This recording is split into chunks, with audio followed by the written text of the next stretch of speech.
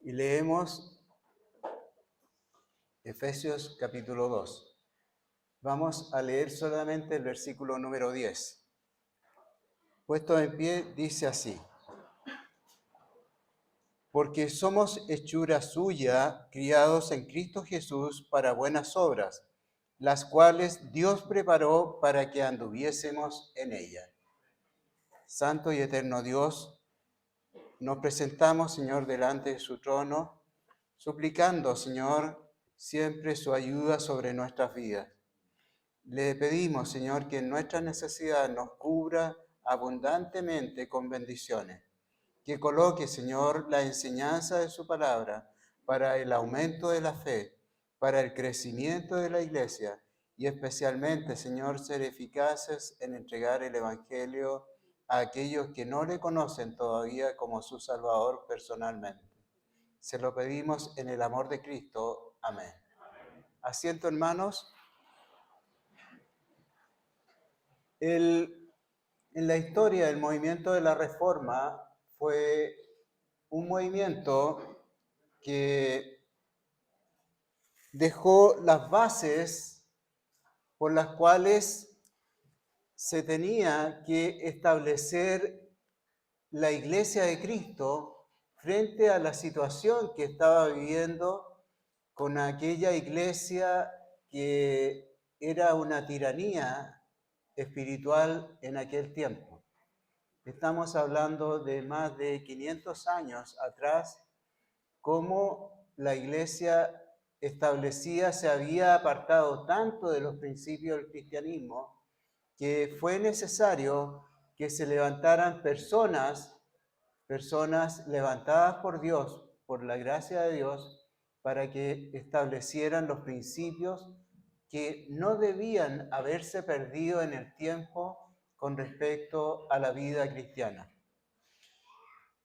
Las conocidas las 5 solas son los principios que finalmente quedaron establecidos, que son la base, la columna por la cual se sustenta la doctrina de la Iglesia cristiana.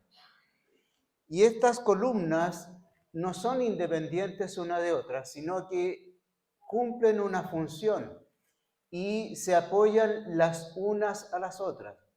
Es como tener un elemento que tiene 5 caras y las 5 caras pertenecen a un mismo elemento. ¿Y qué elemento es el que une estas 5 solas? El plan de redención. La redención. Estamos hablando de la salvación. La salvación es el punto importante de toda la doctrina de la Iglesia de Cristo. Y es lo que apunta en cada una de estas solas. La salvación con respecto a Cristo, por ejemplo, dice que solamente en Cristo tenemos salvación. ¿Y dónde conocemos del plan de salvación? En la Escritura. Sola Escritura, sola fe. Ahora vamos a ver sola gracia y sola gloria a Dios. La sola gracia que está insertada en el capítulo 2 de Efesios, que ya habíamos leído desde el versículo 1 al 10, es la continuación de una exposición que se viene formando desde el capítulo 1. En Efesios capítulo 1, Pablo relata los detalles de cómo está formado ese plan de redención en la Trinidad de Dios. Nos habla de ese plan actuando Dios el Padre, después el Hijo y después el Espíritu Santo. El Padre planifica el plan de redención y lo dice el mismo Efesios, que fue concebido antes que fuesen formadas todas las cosas, toda la creación. Ya Dios estaba estableciendo este pacto de redención. Y el medio por el cual se iba a centralizar esta redención sería el sacrificio de Jesucristo, quien iba a entregarse como sacrificio perfecto para la obra de la salvación, representando de esa forma a toda la raza humana en el cumplimiento como ser humano en su naturaleza humana, muriendo en la cruz como el sacrificio perfecto y único para la obra de la redención. Y después termina en el Espíritu Santo, la obra del Espíritu Santo, que tiene un ministerio especial dentro de los hijos de Dios, en el cual está fortaleciendo y formando y uniendo en un solo espíritu a la iglesia de Cristo. Todos los hijos de Dios tenemos la ayuda importantísima del Espíritu Santo dentro de los que somos parte del pueblo de Dios. Y este capítulo 1 también termina finalmente en los últimos versículos hablando de la grandiosidad que hizo Dios con respecto a la persona de Jesucristo. Él muriendo, sin embargo, él fue exaltado y puesto por sobre cabeza de toda la creación. Todo está sujeto en la persona de Jesucristo. Y como es exaltado después de haber pasado por la humillación, se produce la grandeza de la obra de Dios en la persona de Jesucristo. Cristo murió en la cruz, fue, ¿no es cierto?, humillado en aquella muerte. Sin embargo, Dios lo exaltó hasta lo más alto, ¿no es cierto?, en la grandiosidad de Dios con respecto a su Hijo Jesucristo.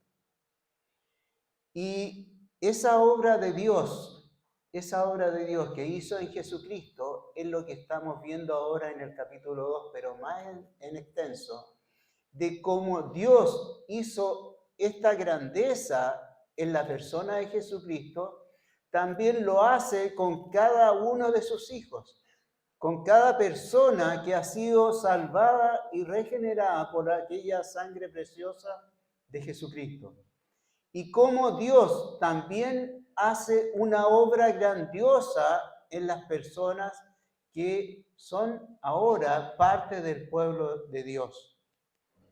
Dios hace algo grande y maravilloso en nuestras vidas como creyentes. Y eso es lo que está colocando el escritor en el capítulo 2. Nosotros somos seres humanos y por nuestra naturaleza, ¿no es cierto?, tenemos una condición que está claramente establecida en la Biblia. Pero sin embargo, Dios ha transformado nuestra realidad y ha hecho que ahora nosotros seamos unas nuevas criaturas en la obra perfecta de Dios, en la obra de la salvación. Vamos a leer del versículo 1 al 3 y dice lo siguiente: de ella recibisteis vosotros, que estabais muertos en vuestros delitos y pecados, en que en otro tiempo anduvisteis conforme a la condición de este mundo, conforme al príncipe de la potestad del aire, el espíritu que ahora obra en los hijos de desobediencia, entre los cuales todos nosotros también vivimos en otro tiempo, en los deseos de nuestra carne, haciendo la voluntad de la carne y de los pensamientos, y éramos por naturaleza hijos de ira, también como los demás.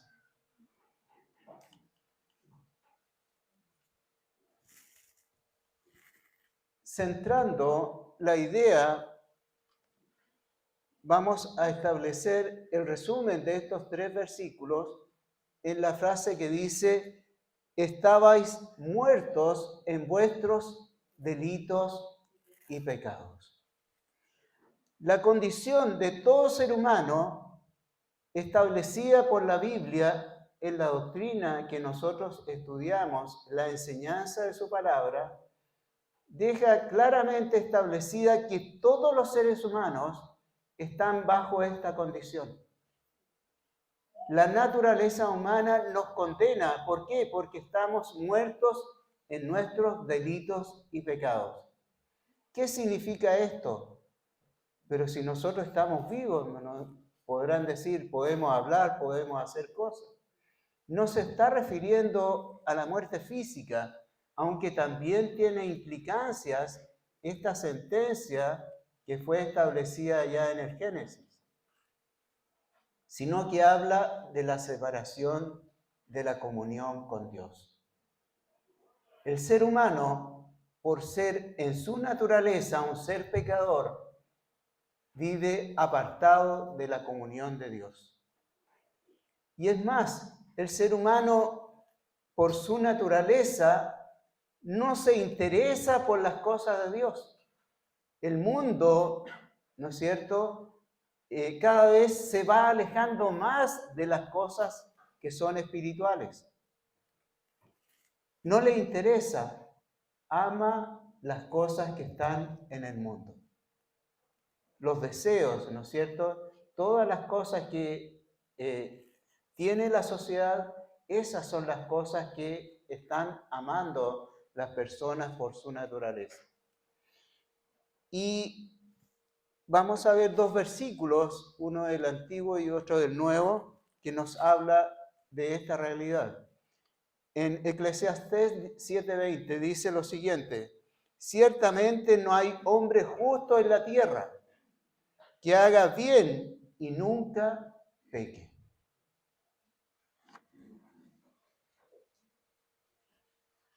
¿Hay alguien que pueda decir yo soy bueno y nunca peco? Hay muchas personas que cuando le hablamos de qué va a pasar en aquel momento del juicio, tienen la esperanza de porque haber sido buenas personas, ellos podrían tener una chance de entrar al reino de los cielos. Pero la realidad que nos habla la Biblia es esta, que todos nosotros, los seres humanos, somos pecadores por nuestra naturaleza. Lo que hizo Adán al haber caído, ¿no es cierto?, nos traspasa a todos nosotros esa condición, por cuanto Adán es el representante de toda la raza humana. A él se le dio algunos mandamientos y él no pudo cumplir esos pocos mandamientos que estaban establecidos por la voz de Dios. Y por su caída, todos los seres humanos son arrastrados porque él representa a toda la raza humana en Adán. Bueno, la ley, lo único que sirvió fue para descubrir que en realidad ninguno de nosotros tiene la capacidad natural de poder salir de esta realidad, de esta condición, de cambiar nuestra naturaleza. En definitiva, nuestra esencia es una esencia pecaminosa que nos aparta de Dios. Y es lo que se conoce como el pacto de obras. Hay personas que en la vida religiosa a través del mundo tratan de seguir este mismo principio, de cumplir mandamientos, ritos, para poder ganar el favor de Dios. Pero eso a la luz de la Biblia no sirve, porque por obras nadie puede hacer cambiar su esencia que está en su naturaleza corrompida por el pecado. No puede haber una transformación del hombre por el hombre. Es necesario que se produzca el toque de Dios en nuestras vidas para que cambie nuestra realidad. Y es así como lo expresan los versículos que vienen. Vamos a leer de los versículos 4 al 6. Dice: empero Dios, que es rico en misericordia, por su mucho amor con que nos amó, aun estando nosotros muertos en pecado, nos dio juntamente con Cristo, por gracia sois salvos. Y juntamente nos resucitó, y asimismo nos hizo sentar en los cielos con Cristo Jesús. El resumen de estos dos versículos lo vamos a establecer en las dos primeras palabras. Empero Dios. A pesar de aquella realidad tan triste de la naturaleza humana que condena a todos los seres humanos a una condenación para vivir apartados de la presencia de Dios por la eternidad, sin embargo, Dios se acerca al hombre. Dios toma la iniciativa y entrega este camino para que el hombre ahora pueda llegar a tener la comunión nuevamente con Dios. Esa comunión perdida ahí por Adán en el huerto del Edén. Empero Dios significa que Dios tiene misericordia de nosotros. Él, reconociendo que somos pecadores por nuestra naturaleza, que no hay nada bueno en nosotros, sin embargo, Él muestra su gran amor y manifiesta su misericordia y entrega a Jesucristo para morir en la cruz del Calvario. Es Cristo Jesús el actuar de Dios para alcanzarnos con el proceso que nosotros conocemos como la salvación. Y en el versículo 6 dice: y juntamente nos resucitó. ¿Por qué? Porque antes estábamos muertos en nuestros delitos y pecados, pero ahora somos resucitados, somos nuevas criaturas. Tenemos una vida nueva, que es una vida eterna, que la da la presencia de Dios a través del mérito de Cristo en la cruz del Calvario. Y esa vida es una vida real. Es una vida que está dando Dios, que está comunicando Dios a aquellos que son sus hijos, a través del ministerio del Espíritu Santo, quien está obrando en nosotros y transformando nuestra realidad. Ya no estamos muertos en delitos y pecados. Y gloria a Dios, porque somos personas que tenemos una vida espiritual que el mundo no la tiene, ni la conoce, ni la entiende. Solamente los que son hijos de Dios pueden manifestar y entender lo que significa ser un hijo de Dios. Dios actúa con misericordia y no hay nada bueno que motive a Dios de parte de nosotros, de nuestras vidas, de lo que somos, para merecer tal misericordia o la muestra de su amor para con nosotros. Simplemente Dios actúa, ¿por qué? Porque Dios es amor. No porque haya visto algo bueno o algo suficiente en nuestras vidas para que la merezcamos. Simplemente es su misericordia por la que no somos consumidos. Resumiendo, dice que en estos dos versículos dice que nos dio e impartió vida en Cristo. Nos impartió vida. vida eterna. Los que son hijos de Dios tienen vida eterna. No es una vida pasajera, sino que es trascendental. Es por toda la eternidad en la presencia de Dios. Y esto solamente por la obra de Cristo.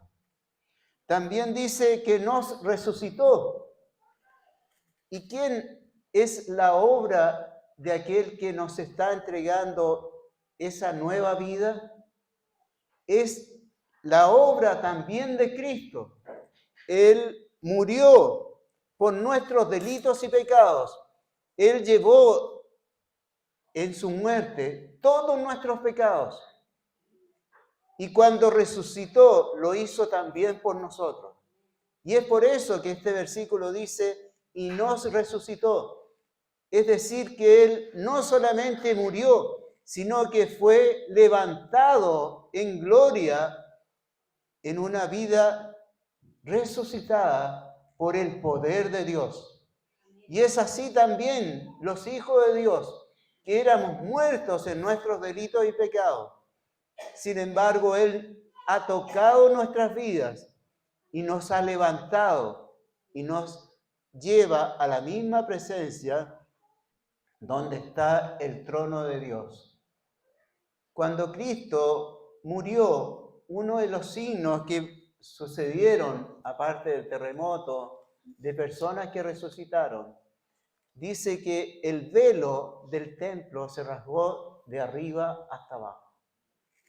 Y el lugar donde estaba reservado solamente una vez al año el sumo sacerdote para entrar al santuario, ahora estaba abierto. Y todos nosotros, los hijos de Dios, ahora tenemos acceso directo a la presencia de Dios. Con nuestras oraciones, con nuestras peticiones, podemos hablar directamente con Dios, porque ese velo ya se rasgó. Nos resucitó mediante la obra de Cristo, que también se traduce en resucitar en cada uno de los hijos de Dios. También termina el versículo, dice, y nos hizo sentar en los lugares celestiales. El versículo dice, y nos hizo sentar en los cielos. ¿En quién? En Cristo Jesús. En resumidas cuentas, Cristo es todo para nosotros. Es todo. La obra de la salvación completa está establecida por Jesucristo. Y solamente es por su gracia que somos transformados en esa nueva vida que significa la obra de la salvación. Ahora, ¿cuál es el propósito de todo esto? Veamos los versículos 7 y 8. Dice, para mostrar en los siglos venideros las abundantes riquezas de su gracia, en su bondad para con nosotros en Cristo Jesús. Porque por gracia sois salvos por la fe, y esto no de vosotros, pues es don de Dios. Gloria a Dios, ¿no es cierto? La iglesia de Cristo, la iglesia redimida por su sangre, es la muestra gloriosa de la obra de Dios. Es un milagro la obra que hace Dios en nuestra naturaleza al implantar nuevamente vida, una vida real, concreta. Es la manifestación de la gloria de Dios. La iglesia no es un lugar físico, ¿no es cierto?, donde se establece un templo y van las personas de vez en cuando en algunos días de la semana.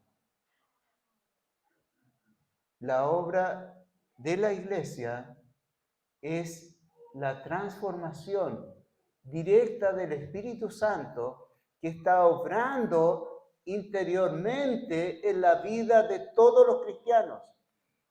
Es como Dios está actuando y colocando su poder en nosotros.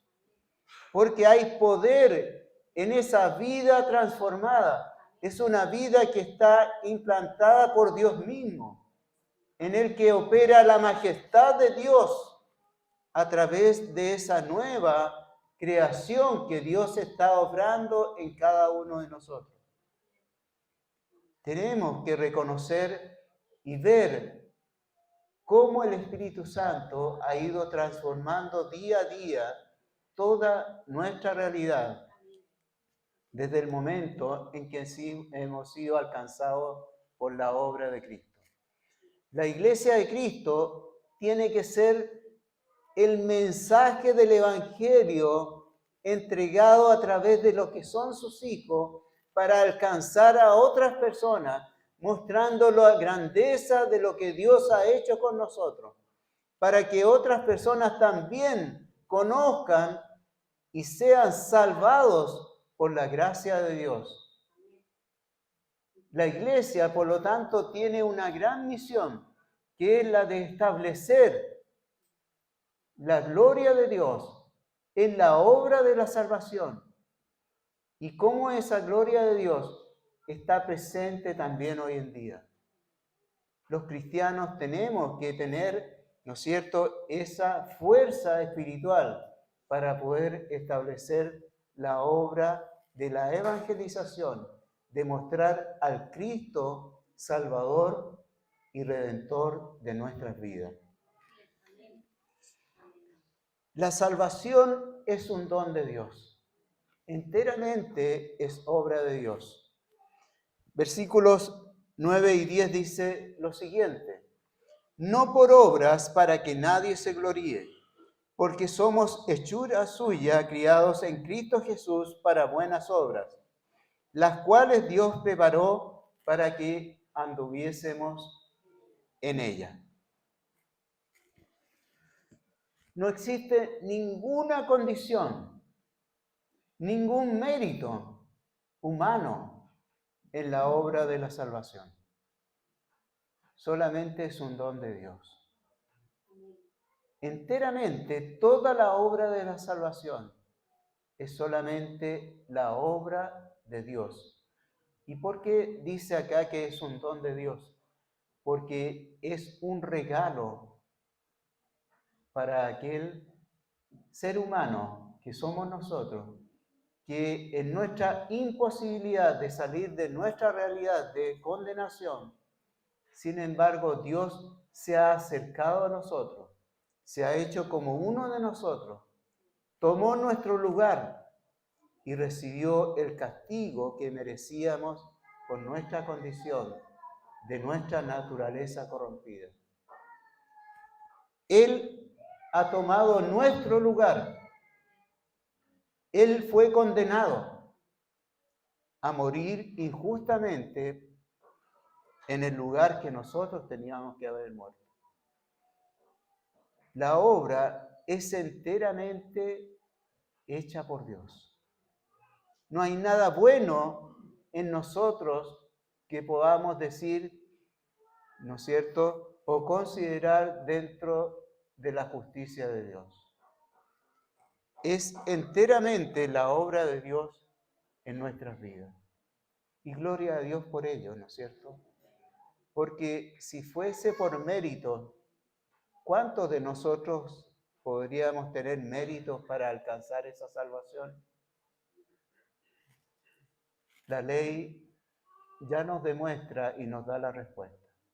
Lo único que sirvió la ley o el pacto de obra fue para hacer salir, ¿no es cierto?, dar a la luz que todos nosotros somos pecadores. Y es imposible que podamos cumplir toda la ley. Y era necesario que se levantara otro pacto, el pacto de gracia. El pacto de gracia significa que la obra entera de la salvación está provista por el mérito de Cristo, quien se entregó en sacrificio perfecto en la cruz para que nosotros tengamos la redención de nuestras almas. Al terminar, el versículo 10 dice, las cuales Dios preparó para que anduviésemos en ella. ¿Qué significa esto? Para que anduviésemos en ella. Vamos a ir a Hebreos capítulo 8, versículo 10. Pero voy a leer la versión no de la Biblia versión antigua, sino de la nueva versión de la Sociedad Trinitaria. Y dice lo siguiente: porque este es el pacto que haré con la casa de Israel después de aquellos días, dice el Señor. Pondré mis leyes en la mente de ellos, y sobre el corazón de ellos las escribiré. Y les seré por Dios, y ellos serán a mí por pueblo. Entonces, vemos que hay 4 cosas que significan que Dios preparó para que anduviésemos en ella. ¿Y cómo actúa Dios dentro de la iglesia de Cristo en estos 4 elementos? La primera dice, pondré mis leyes en la mente de ellos. Por eso leí la nueva versión, porque en nuestra versión antigua habla del alma. Entonces, la Biblia nos dice que su necio corazón fue entenebrecido. El ser humano está contaminado en toda su naturaleza. Y el corazón, todo nuestro ser, toda nuestra alma está contaminada y por lo tanto se aparta por la naturaleza pecaminosa, se aparta de las cosas que son de Dios. No las puede entender porque está en tinieblas, está en oscuridad, no conocen las cosas que son espirituales, no saben de la dimensión que significa la presencia de Dios, el ser de Dios. Y la mente humana no puede concebir a este Dios todopoderoso, que es un Dios de amor, pero también es espíritu. Hermanos, el hombre renovado, el hombre que ha sido salvado, solamente puede entender esta condición del ser de Dios. Y la primera cosa que hace el Espíritu Santo en nosotros, que dice, pondré mis leyes en la mente de ellos. Ahora nosotros podemos leer la Biblia y entenderla. Entender la grandeza del ser de Dios. Entender, ¿no es cierto?, cuando nos habla de la gloria de Dios, del ser de Dios. Y cada uno de nosotros, muchas veces sin tener nociones de doctrina, de teología, ¿no es cierto?, nosotros percibimos, ¿no es cierto?, con la ayuda del Espíritu Santo, cómo nos emociona el saber la grandeza de Dios. Es porque el Espíritu Santo está obrando en nosotros y está colocando ese saber, ese sentimiento que está ahondando y está abundando en toda nuestra mente el conocimiento de las cosas que son de Dios. No es solamente algo intelectual, sino que vamos conociendo y entendiendo a Dios en toda su realidad y dimensión. También dice el versículo, sobre el corazón de ellos las escribiré. Hermanos, el Espíritu Santo hace que todos los hombres que son hijos de Dios, que son salvos, aprendan a amar. Y amar a los hermanos, amar al prójimo y amar a todas las personas que están en el mundo. Así como Cristo nos amó y se entregó a sí mismo por nosotros, también debe sobreabundar el amor en nosotros. Y ese amor es el que nos motiva muchas veces a hacer cosas de sacrificio, de poder entregar tiempo, disposición, ¿no es cierto?, para trabajar en la obra de Dios. Con buena disposición, porque estamos amando la obra de Cristo. Y ese amor solamente la coloca la obra del Espíritu Santo en nosotros. Por lo tanto, podemos ver que no solamente el Espíritu Santo es solamente una mera mención de lo que significa Dios, sino que está obrando en la iglesia de Cristo. También dice lo siguiente: y les seré por Dios. El Espíritu nos comunica con la misma presencia de Dios.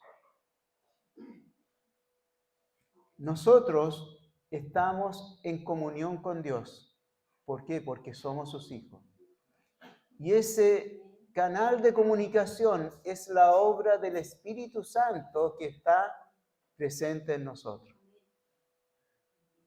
La persona, cuando se humilla, ¿no es cierto?, y ora intensamente delante de la presencia de Dios, es porque el Espíritu Santo coloca en nosotros ese sentir, que nos humilla y nos arrodillamos delante de la presencia de Dios para suplicarle por nuestras necesidades, por nuestras luchas. Le comunicamos las cosas que pasan en nuestra vida a Dios. ¿Dónde acudimos en el tiempo de la necesidad? A Dios. Y eso es la obra también que está haciendo el Espíritu Santo en la vida de los creyentes. Y finalmente, la otra condición: y ellos me serán a mí por pueblo. La gente tiene muchos tesoros. Hay muchas cosas que son estimadas por cada persona. Algunos tienen sus joyas, sus bienes, sus éxitos, sus estudios, ¿no es cierto? Pero los que son hijos de Dios, los que son parte de este pacto de gracia que ha establecido Dios a través de Cristo en la obra de la redención, cada hijo de Dios es una joya apreciada sin valor, de un valor inestimable en la presencia de Dios. Una persona, cuando se convierte en un hijo de Dios, los coros de ángeles dan aleluya en los cielos, porque un pecador ha sido alcanzado por la gracia de Cristo. Un alma humana para Dios es muy importante. Somos considerados de gran valor porque hemos sido comprados con la misma sangre de Cristo. A precio de sangre hemos sido hechos hijos de Dios.